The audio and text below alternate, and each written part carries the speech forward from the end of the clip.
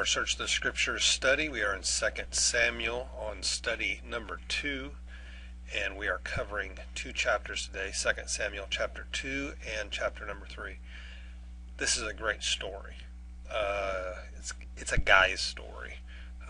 Ladies don't like it too much, but this is a great story about leadership involving Abner and David and Joab. I want to try to look for a couple of different things here in the questions. The first one, compare David's actions as a public figure with the trouble he was building up in his family life. And am I in any respect guilty of double standards in my own life? Now, I wouldn't have written this question this way if I was writing this question, because this chapter isn't really about that. But do notice when we get to the genealogy of David's sons here, some things that are going on in David's family. And so that's where this question is coming from. And later on, we'll see problems that arise up because of this situation in his family. So look for that in the list of his names and his wives when we get to that. Second question, make a character study of the figures of Abner and Joab from these chapters. And note the relationship of Joab and his brothers to David and David's words in chapter 3 verse 39, which is the last verse or next to the last verse in the chapter. Joab was the commander of David's army and his forces, Abner the commander of Saul's forces. So keep that in mind as we read through this passage of scripture to get scripture together. So if you have a Bible, open it up to 2 Samuel chapter 2 and 3. The words are always on the screen for you, but it's always nice to open up your own Bible, look at your own Bible, make some little notes as we go along. 2 Samuel chapter 2, beginning in the first verse.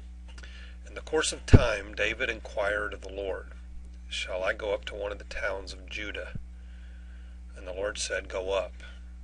David asked, "Where shall I go?" "To Hebron," the Lord answered. So David went up from there with his 2 wives, Ahinoam of Jezreel and Abigail, the widow of Nabal of Carmel. And David also took the men who were with him, each with his family, and they settled in Hebron and its towns. Then the men of Judah came to Hebron, and there they anointed David king over the tribe of Judah. And when David was told that it was the men of Jabesh Gilead who had buried Saul, he sent messengers to them to say, "The Lord bless you for showing the kindness to Saul, your master, for burying him. And may the Lord now show you kindness and faithfulness, and I too will show you the same favor, because you have done this. Now then be strong and brave, for Saul your master is dead, and the people of Judah have anointed me king over them."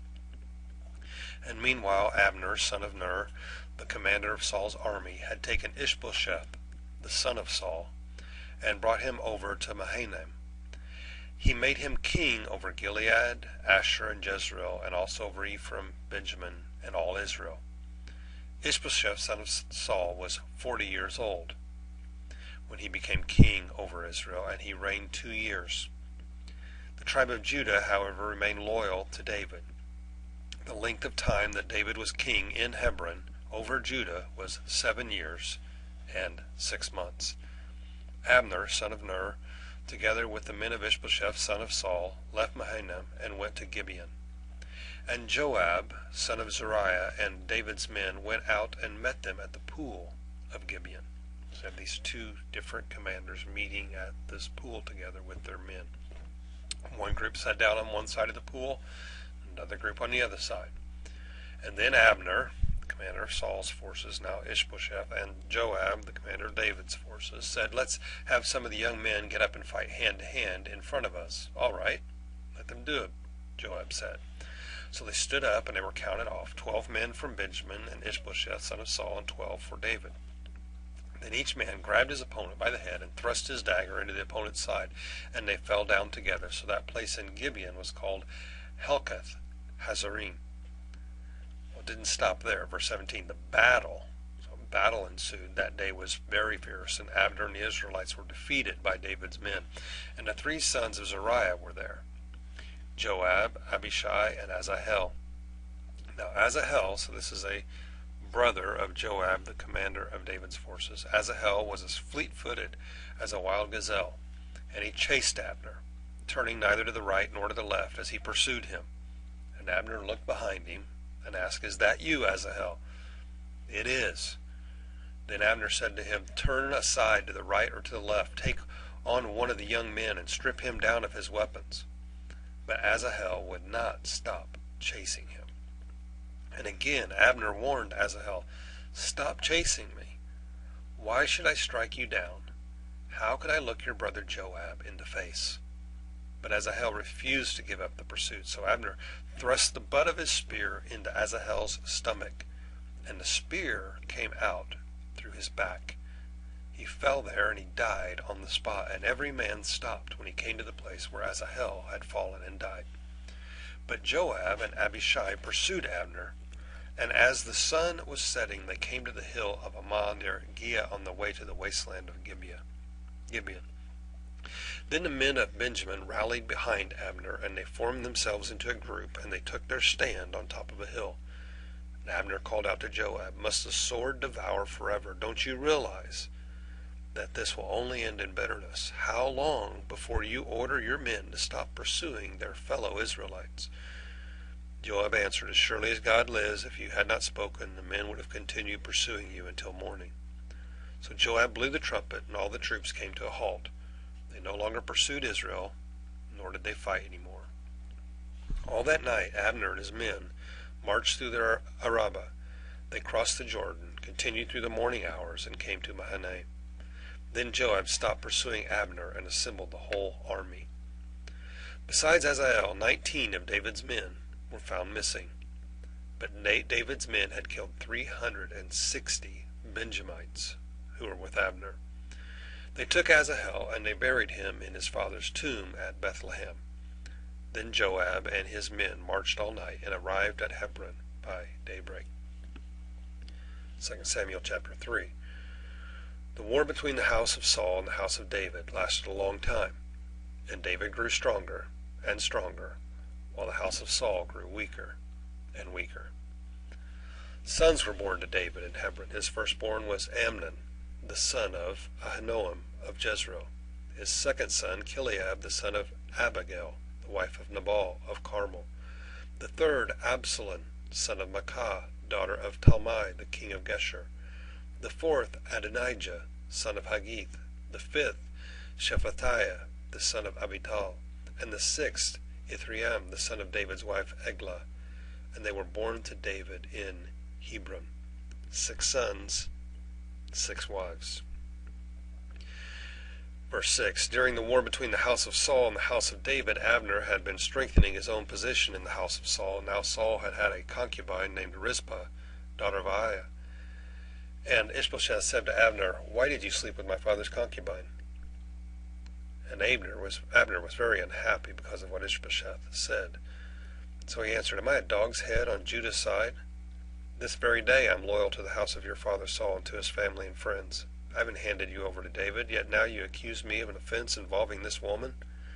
May God deal with Abner, be it ever so severely, if I do not do for David what the Lord promised him on oath, and transfer the kingdom from the house of Saul, and establish David's throne over Israel and Judah from Dan to Beersheba."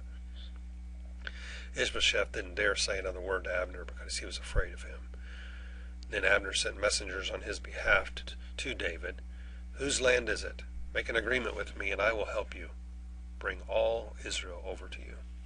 "Good," said David, "I'll make an agreement with you, but I demand one thing of you. Don't come into my presence unless you bring Michal, daughter of Saul, when you come to see me." It should be a 7th wife. Granted, his first, but 7 now.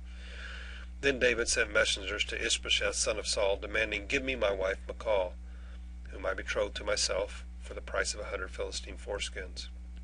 So Ishbosheth gave orders and had her taken away from her husband Paltiel, son of Laish. Her husband, however, went with her, weeping behind her all the way to Bahurim. Then Abner said to him, "Go back home." So he went back. And Abner conferred with the elders of Israel and said, "For some time you have wanted to make David your king. Now do it. For the Lord promised David, 'By my servant David I will rescue my people Israel from the hand of the Philistines and from the hand of all their enemies.'" Abner also spoke to the Benjamites in person. Then he went to Hebron to tell David everything that Israel and the whole tribe of Benjamin wanted to do. When Abner, who had 20 men with him, came to David at Hebron, David prepared a feast for him and his men. Then Abner said to David, "Let me go at once and assemble all Israel for my lord the king, so that they may make a covenant with you, and that you may rule over all that your heart desires." So David sent Abner away, and he went in peace.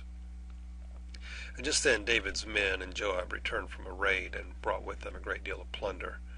But Abner was no longer with David in Hebron, because David had sent him away, and he had gone in peace. And when Joab and all the soldiers with him arrived, he was told that Abner, son of Ner, had come to the king, that the king had sent him away, and that he had gone in peace. So Joab went to the king and said, "What have you done? Look, Abner came to you. Why did you let him go? Now he's gone. You know Abner, son of Ner. He came to deceive you and observe your movements and find out everything you're doing." Joab then left David and sent messengers after Abner, and they brought him back from the cistern at Serah, but David did not know it. Now when Abner returned to Hebron, Joab took him aside into an inner chamber, as if to speak with him softly, and there to avenge the blood of his brother Asahel. Joab stabbed him in the stomach, and he died. Well, later when David heard about this, he said, "I and my kingdom are forever innocent before the Lord concerning the blood of Abner, son of Ner. May his blood fall on the head of Joab and on his whole family, and may Joab's family never be without someone who has a running sore or leprosy, or who leans on a crutch, or who falls by the sword, or who lacks food." And Joab and his brother Abishai murdered Abner because he had killed their brother Asahel in the battle of Gibeon. Then David said to Joab and to all the people with him, "Tear your clothes and put on sackcloth and walk in mourning in front of Abner." King David himself walked behind the bier, and they buried Abner in Hebron, and the king wept aloud at Abner's tomb, and all the people wept also. The king sang this lament for Abner: "Should Abner have died as the lawless died? Your hands were not bound, your feet were not fettered. You fell as one falls before the wicked." And all the people wept over him. Then they all came, and they urged David to eat something while it was still day. But David took an oath, saying, "May God deal with me, but ever so severely, if I taste bread or anything else before the sun sets." And all the people took note and were pleased. Indeed, everything the king did pleased them. So on that day all the people there and all Israel knew that the king had no part in the murder of Abner, son of Ner. Then the king said to his men, "Do you not realize that a commander and a great man has fallen in Israel this day?" Verse 39, "And today, though I am the anointed king and am weak, these sons of Zeruiah are too strong for me," meaning Joab's and his brothers. "May the Lord repay the evildoer according to his deeds." Very interesting thing here before we go on. David takes yet another wife later on in Bathsheba, and he has a great leader and a great man killed, just as Joab had this great leader killed. Interesting things going on here. Now to the questions. Compare David's actions as a public figure with the trouble that he was building up in his family life. Am I in any respect guilty of a double standard in my own life? Well, David was a man of extreme loyalties and respect in worldly dealings, but he had no such loyalties and respect when it came to relationships with women. David's list of 6 sons by 6 different wives is just a precursor to the many problems that he's later on going to have with his family. The life that we live publicly needs to be the same life that we live privately. To live 2 different lives is something that we cannot hide from our children. We cannot hide it from our spouses, and they are going to react accordingly. God has called us to be leaders both within and outside of the home. Question number 2, make a character study of the figures of Abner and Joab from these chapters, and note the relationship of Joab and his brothers to David, and David's words in chapter 3 and verse 39. Well, Abner was a born leader. He was one that had a tremendous respect for those in authority. And for that reason, he didn't want to kill Asahel. Abner respected Joab's leadership. He didn't want to bring unnecessary grief into Abner's family. Abner was also a type of leader that was willing to recognize whenever he had made a mistake, and he'd clearly made a mistake when he had placed Saul's son in power. He'd done so, however, out of a loyalty to Saul and his family. But it didn't take him long to realize that David was God's man, and then Abner acted accordingly. Joab, on the other hand, is more interested in himself and recognizing his own leadership than in recognizing the leadership skills and abilities that may be inherent in other people. So he kills Abner in the gateway of a city of refuge. Now, this is a direct affront to the purpose that God had in establishing such cities in the first place. God had provided these cities for cases exactly like those of Abner. They were places that one that committed manslaughter could go and find safety in from the family of the victims that would come to redeem the blood that was shed. But Joab ignored David's wishes, and he ignored God's commands in pursuit of Abner and pursuit of fulfilling his what he felt to be his own obligations. I hope this study's been a blessing to you today. I hope you've enjoyed this story in 2 Samuel chapter 2 and chapter number 3. Hope you're having a great day so far. May God richly bless the rest of your day.